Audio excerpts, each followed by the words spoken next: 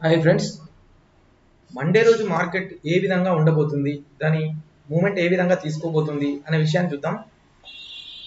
Market కనుక 51,450 దాటి open అయితే మార్కెట్లో ర్యాలీ తీసుకునే అవకాశం ఉంది.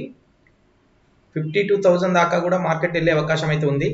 ఒకవేళ మార్కెట్ గ్యాప్ డౌన్ తీసుకుంటే 51,000 దగ్గర స్ట్రాంగ్ సపోర్ట్ ఉంది. 51,000 దగ్గర ఏర్పడినటువంటి క్యాండిల్ ఫస్ట్ క్యాండిల్ ఎప్పుడైతే పైకి బ్రేక్ అవుతుందో మళ్ళీ ర్యాలీ తీసుకునే అవకాశం అయితే ఉంటుంది.